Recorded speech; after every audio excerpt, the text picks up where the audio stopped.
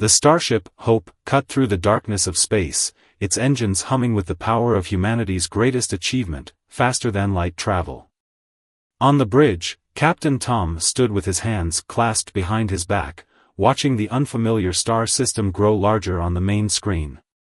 "We're making history today," he said to his crew of 20. They were the first humans to venture beyond Earth's solar system, chosen for their skills and mental stability. None of them had expected to find intelligent life so quickly. The alien ship appeared suddenly, sleek and silver against the black backdrop of space. It was 3 times the size of the Hope, with strange markings that glowed blue along its hull. "Hold position," Tom ordered. "Open all communication channels. Remember your training." The aliens called themselves the Greys. They had large, oval heads with huge black eyes that rarely blinked. They spoke through translators attached to their thin necks, their actual voices too high-pitched for human ears. "We welcome you to galactic space," said the Grey leader, who called himself Vex. "Your achievement of faster-than-light travel is unexpected. Most species require thousands of years to develop such technology." The Greys invited a small human delegation aboard their ship. Tom selected 4 crew members to join him: his science officer, communications expert, doctor, and security chief. The Greys seemed surprised by the inclusion of security. "We mean no offense," Tom explained. "It's standard procedure for first contact scenarios." The alien ship was filled with wonders. Strange plants grew from the walls. Doors opened without buttons. Lights followed visitors like friendly ghosts. The Greys explained they were members of the Galactic Council, a union of 27 intelligent species who shared technology and resources. "We have been watching your world for some time," Vex admitted. "Your rapid development concerned some council members. Most species evolve slowly, building consensus before advancing technology. Humans compete and fight. It drives your progress but worries us." During their tour, a young Grey accidentally bumped into Tom's security chief, Mark. The alien's touch caused a mild electric shock, a natural defense mechanism.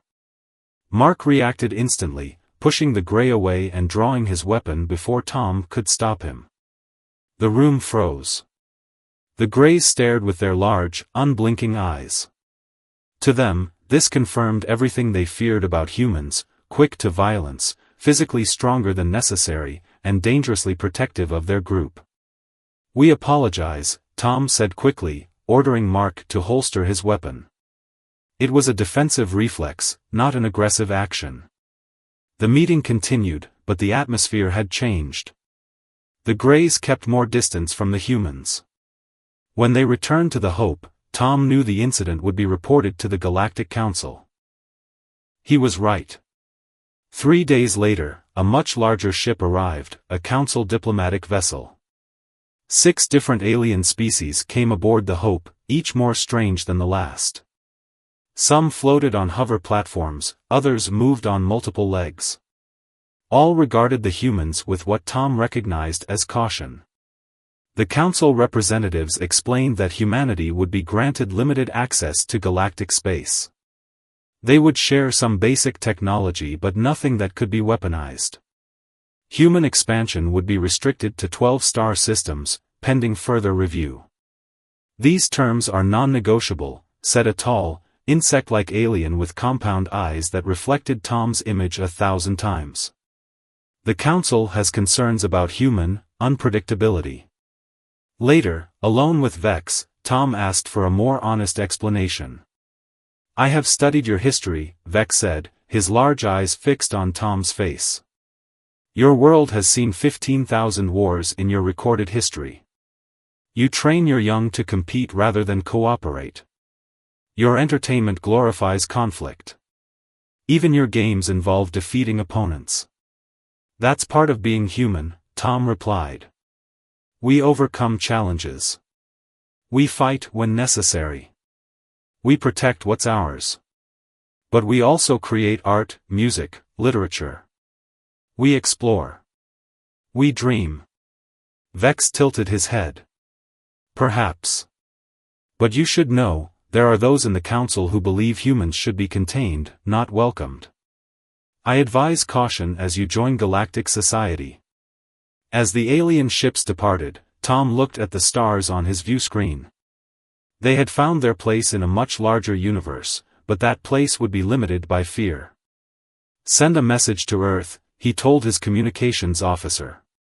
Tell them we've made contact, but we have much to prove.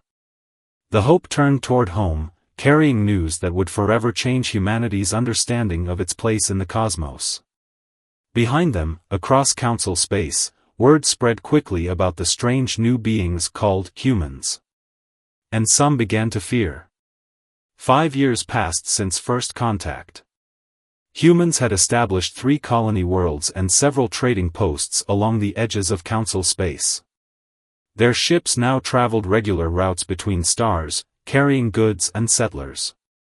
Earth had changed too, with alien technology improving medicine, farming, and communication. Mining Station 7 hung in the darkness of space, surrounded by the broken rocks of an asteroid belt rich in rare minerals. The station was a joint operation, built by the Council but staffed by a mix of species, including 20 humans. Bill, the human foreman, checked his tablet as alarms suddenly blared through the station. Pirates, explained Krill, his four-armed alien assistant. Standard procedure is to surrender valuable cargo. They will take what they want and leave. Bill frowned. How often does this happen? Perhaps twice per cycle. It is the way of things. The station's viewscreens showed 3 small, heavily armed ships approaching. Most alien workers were already moving to the designated surrender area, preparing to offer no resistance. Not this time, Bill said. He gathered the human workers quickly. Unlike the aliens, who had been selected for their technical skills alone, many humans had military backgrounds. Bill had served 10 years in space defense before taking this job. We're not giving up the station, he told them. We've got mining tools that can cut through metal. We've got pressurized hoses that can knock someone off their feet. We've got maintenance robots we can reprogram. The aliens watched in confusion as humans transformed the mining station into a fortress in less than 30 minutes. They blocked corridors, set traps, and created defensive positions. This is madness, said Krill. The pirates outnumber us. They have weapons. Numbers don't win battles, Bill replied. Strategy does. When the pirates docked and cut through the outer door, they expected the usual easy raid. Instead, they met a wall of resistance. Humans had positioned themselves at key points, using mining equipment as makeshift weapons.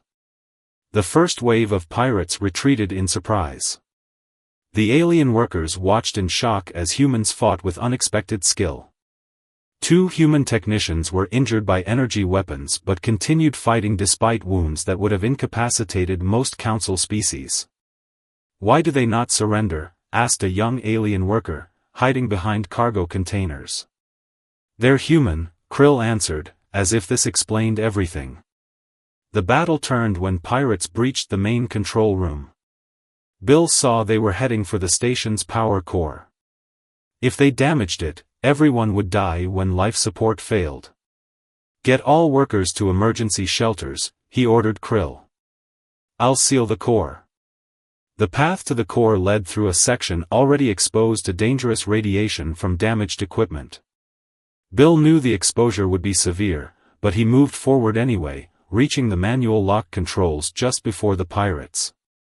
He sealed the bulkhead, trapping himself in the radiation-filled corridor but preventing the pirates from reaching the core. Through the small window in the door, Krill watched as Bill used his tablet to override the station systems, venting atmosphere from sections where pirates were gathered. By the time Council security ships arrived, the humans had captured the remaining pirates. They found Bill alive but badly radiation burned. When medics said nothing could be done, he simply asked if everyone else was safe.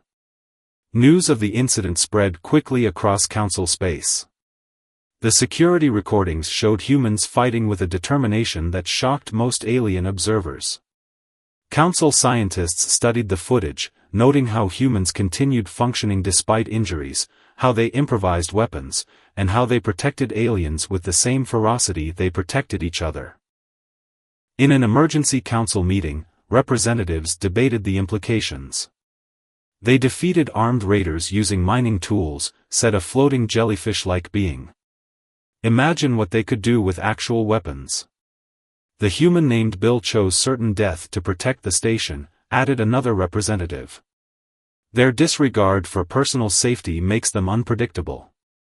Perhaps, countered Vex, who had been promoted to senior council advisor, we are seeing this incorrectly.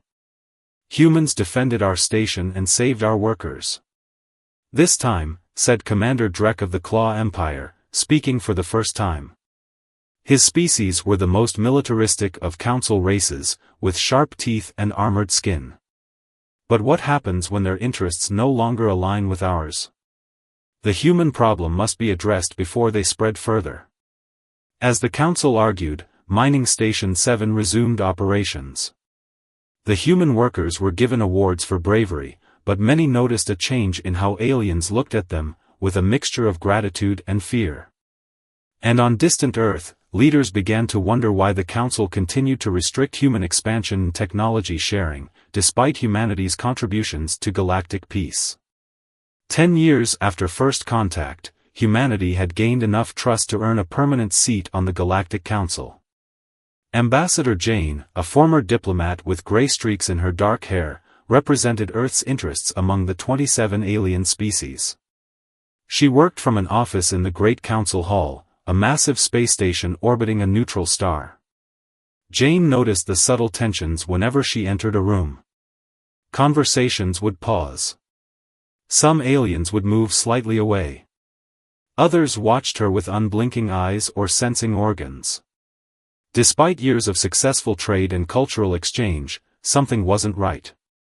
"They're afraid of us," she told her assistant after a particularly difficult meeting about expanding human mining rights. But they won't say why. What Jane didn't know was that the Council had been gathering information about humans for years.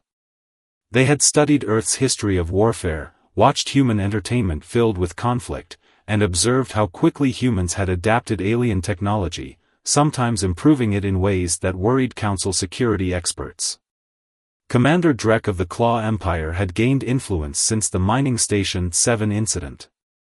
His people were natural predators with sharp claws and armored skin, the most aggressive species in the Council. Yet even they found human behavior disturbing. Humans glorify their warriors, Drek told a private meeting of Council leaders. They build monuments to battles. Their young play at war. Even their sports involve dominating opponents. When a severe earthquake struck the human colony on New Terra, several alien ships arrived with aid. Council medical teams were shocked to see humans working beyond safe limits, digging through rubble with bleeding hands, entering unstable buildings to save trapped colonists. "They have no survival instinct," reported a medical officer. "They will risk death to save others, even strangers." This behavior, meant to show humanity's best qualities, only increased alien concerns. The diplomatic crisis began at a formal dinner celebrating 10 years of human council relations. Wine had been imported from Earth, and Jane noticed several aliens enjoying it perhaps too much. "You must understand our caution," said a plant-like being whose name translated as Sunseeker. Its leaves trembled slightly with intoxication. "Your people say things that worry us." "What things?" Jane asked. "That humans never leave their people behind. That you fight to the last person. That you would die for your beliefs. Most council species develop through cooperation. When threatened, we retreat and rebuild. Humans keep fighting." Jane tried to explain that these were virtues in human culture, not threats. Before she could finish, Commander Drek interrupted. "Tell me, Ambassador," he said, his voice low and rumbling, "What would humans do if a colony was attacked?" "We would defend it, of course," Jane replied. "And if you couldn't defend it?" "We would take it back." A silence fell over the table. Several aliens exchanged meaningful glances. "That is what we fear," Drek said finally. 2 weeks later, a small human outpost near the border of Council space was attacked by unknown ships. The attackers left no survivors and destroyed all communication equipment. By the time Council investigators arrived, human military vessels were already there, gathering evidence. What no one knew, except Drek and his closest allies, was that the attack had been carefully orchestrated by Claw Empire special forces disguised as non-Council raiders. Drek had expected humans to abandon the dangerous outpost. Instead, Earth announced a military operation to hunt down those responsible. 5 human warships entered the region, their weapons more advanced than the Council had believed possible. "This is the proof we needed," Drek told an emergency Council meeting.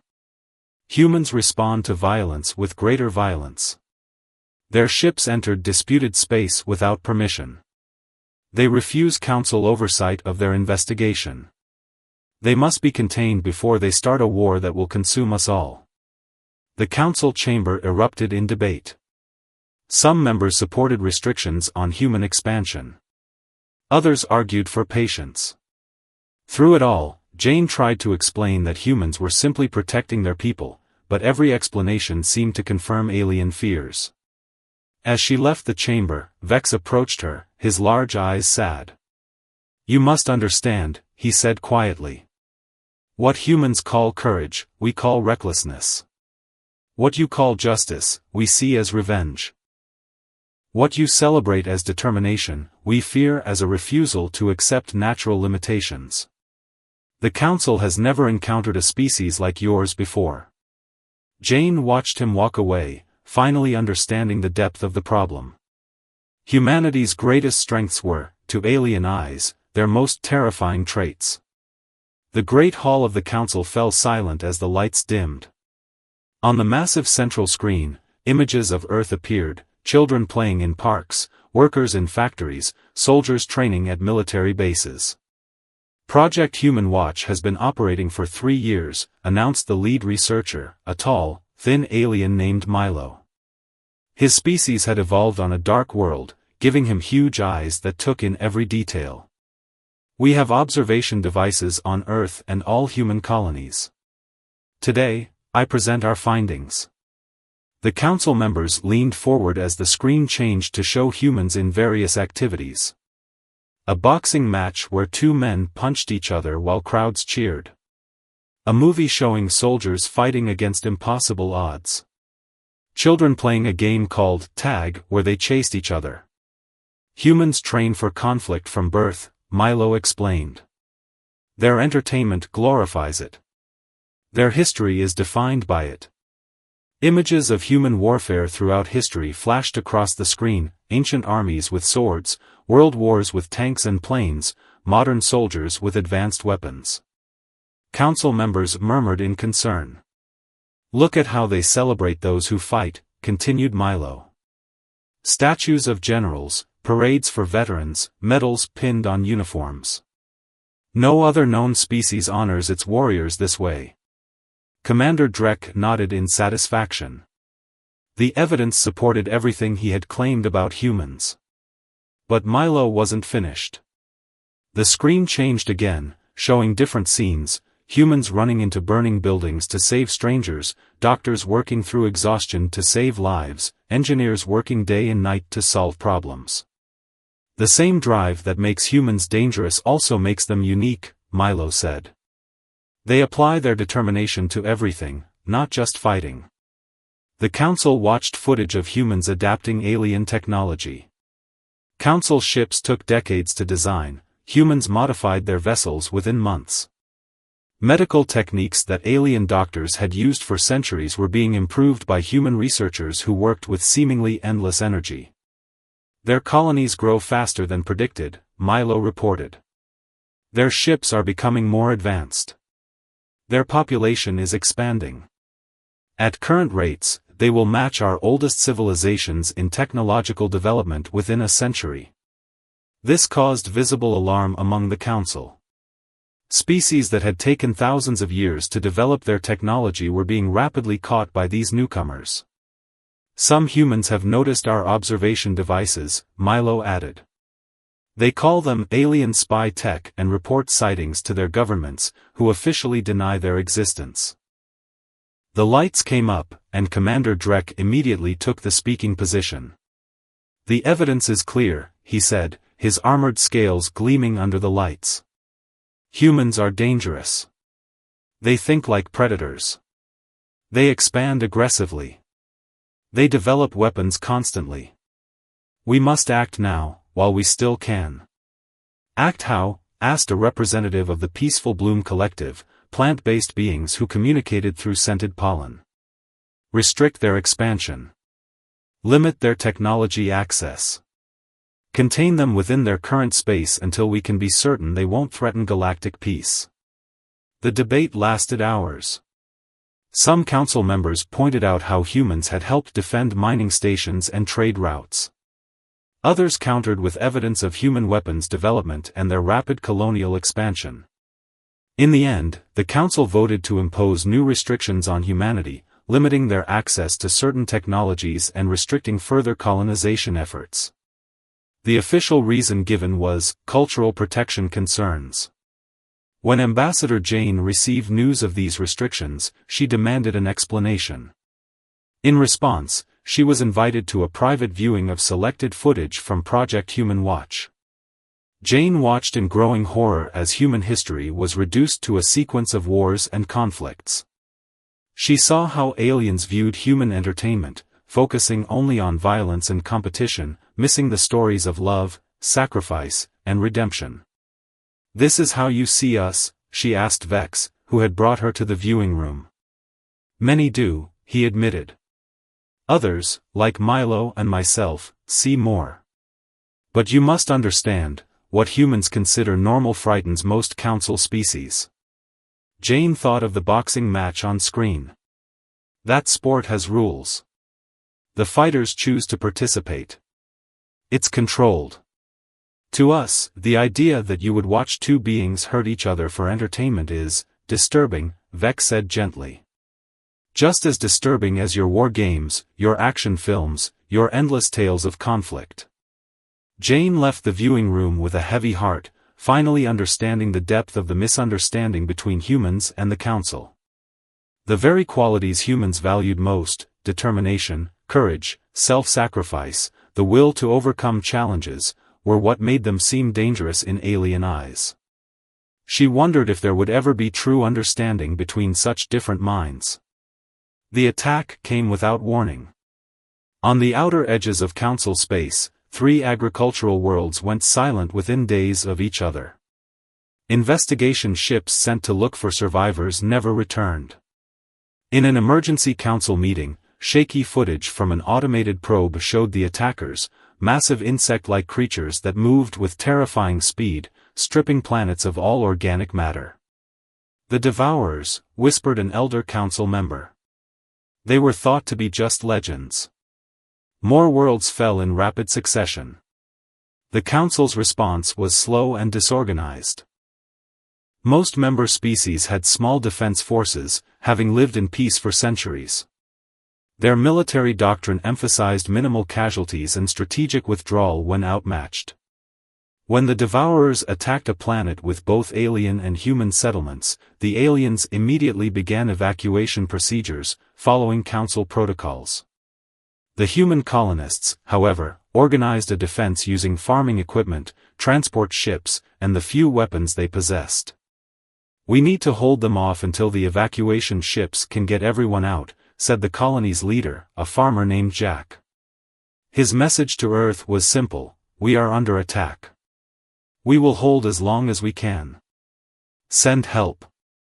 Earth's response shocked the council. Instead of writing off the distant colony as lost, humanity mobilized its entire fleet.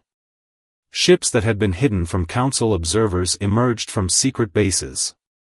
Weapons that humans had developed despite technology restrictions were armed and ready.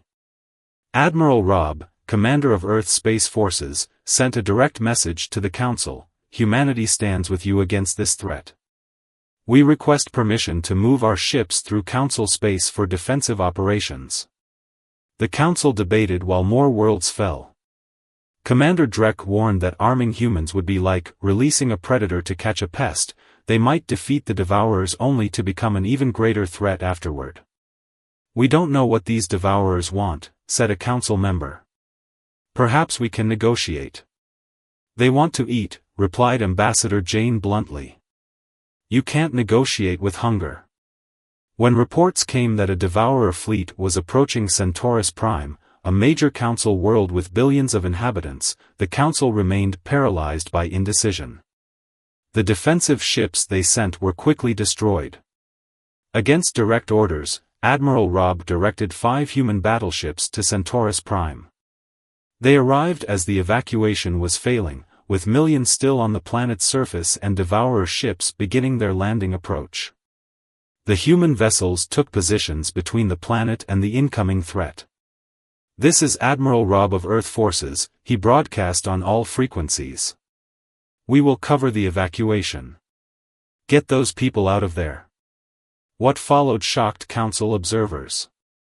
Human ships engaged in maneuvers that their own military had declared unnecessarily risky. They took damage that would have caused Council captains to retreat. They targeted the largest Devourer vessels directly instead of focusing on evacuation support. 2 human ships were destroyed, but they managed to hold off the Devourers long enough for millions more to escape. When the final evacuation ships cleared the planet, the 3 remaining human vessels retreated, their hulls scorched and broken. Videos of the battle spread across Council space. Species that had feared humans now saw their aggression directed at a common enemy. The recording of a human captain continuing to fight after half her crew was dead, refusing to abandon her position until the last civilian ship was away, became a symbol of hope. In an emergency session, the Council faced an impossible choice: accept human help or face the Devourers alone. "We have always feared human aggression," said Vex, now the Council's chief advisor. "Perhaps now is the time to point that aggression where it is needed." Commander Drek pounded the speaking table. "Once armed and given free access to Council space, humans will never return to their cage. They will replace one threat with another." As the debate raged, reports arrived of Devourer ships approaching the Council hall itself. Evacuation orders were given. Council members rushed to their ships. Ambassador Jane received an urgent message from Admiral Robb: "Despite the Council's position, we're sending ships to defend the hull. The evacuation will be covered." As Jane watched Council members fleeing, she made her decision. Taking the central speaking position, without permission, she activated the emergency broadcast system that reached all Council species. "The human fleet is moving to defend the Council hall and all remaining civilian populations," she announced. "We do not seek permission. We will not stand by while lives are lost. Earth stands with the galaxy, whether the galaxy wants us or not." As alarms blared and Council members stared at her in shock, Jane added, "You have always feared humans. Today, you'll see why the Devourers should fear us too." The Council hall observation deck offered a perfect view of the approaching battle. Most Council members had fled, but Vex, Milo, and a few others remained with Ambassador Jane, watching as the tiny dots of human ships moved to intercept the much larger Devourer fleet. "How many ships do you have?" asked Milo, his large eyes fixed on the tactical display. "All of them," Jane replied. "Every combat-capable vessel in human space is either here or defending populated worlds." The number of human ships shocked the aliens. Earth had hidden the true size of its fleet, fearing it would heighten Council concerns about human militarization.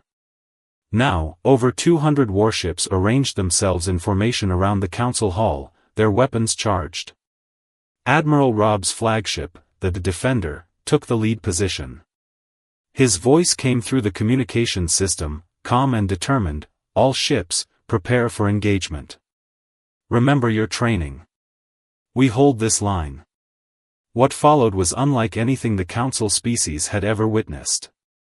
Human ships engaged the Devourers with tactics that alien military experts had dismissed as irrational and unnecessarily risky.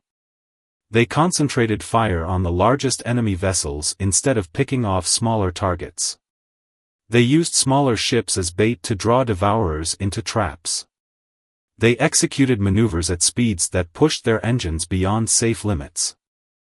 They fight like they have no fear of death, whispered an alien observer. They fear it, Jane corrected. They just fear failure more. The observation project continued recording, now documenting human warfare firsthand. Council scientists watched in horrified fascination as human crews functioned despite injuries, as damaged ships refused to retreat, as captains sacrificed themselves to protect others. For 3 days, the battle raged around the council hall. Human ships took heavy losses but prevented any Devourers from reaching the station. Reinforcements arrived from Earth, not just military vessels, but converted cargo ships and civilian craft volunteering for combat duty. On the 4th day, Admiral Robb identified the Devourer command ship, a massive hive vessel coordinating the swarm. His own ship, the Defender, had taken critical damage. Life support was failing on multiple decks. All crew to evacuation shuttles, Robb ordered, his voice steady despite the alarms blaring around him. Sir, questioned his first officer. What about you? Someone needs to fly this thing, Robb replied. The autopilot's damaged. Get everyone out. That's an order. As escape pods launched from the Defender, Robb turned the damaged vessel toward the Devourer mothership. The engines, pushed beyond their design limits, flared blue-white in the darkness of space. From the council hall, Jane and the aliens watched the Defender accelerate toward the enemy, trailing debris in venting atmosphere. It slammed into the Devourer command ship at nearly light speed. The explosion was visible even from their distance, a new, brief star in the blackness. Without central coordination, the Devourer swarm fell into disarray. Human ships pressed the advantage, destroying or driving off the remaining enemy vessels. After 5 days of continuous fighting, space around the council hall was clear. The cost had been high. 73 human ships destroyed. Thousands of crew lost. Yet when the Devourers retreated from council space, they were pursued by human vessels that refused to let them regroup. 1 month later, a special council session was convened. All 27 member species attended, along with representatives from Earth. The central speaking position had been given to Ambassador Jane. The Devourer threat has been contained, she announced. Their main forces have been destroyed or driven beyond the galactic rim. Human ships will continue patrols of former Devourer territory to prevent their return. Commander Drek, who had lost much of his influence, spoke up, and what payment does Earth demand for this service? Jane smiled slightly. We ask only what we have always asked, to be accepted as equals in this galaxy. To explore. To trade. To help build something better than any of us could build alone. The Council voted unanimously to remove all restrictions on human expansion and technology sharing. They created a new position, Defenders of the Galaxy, and asked humanity to fill this role. As human and alien ships began joint patrols of Council space, researcher Milo finalized his report on humans. His conclusion was simple but profound. What makes humans dangerous is not their capacity for violence, but their capacity for attachment. They will destroy themselves to protect what they love. The question is not whether to fear humans, but whether we can become something they consider worth fighting for. Throughout Council space, attitudes toward humans began to change. The species once feared for their aggression, determination, and unpredictability were now valued for these same traits. Humans still made many aliens nervous, they remained loud, emotional, and too quick to take risks, but they were now seen as necessary protectors in a dangerous galaxy. And humans, true to their nature, embraced this new role with characteristic determination.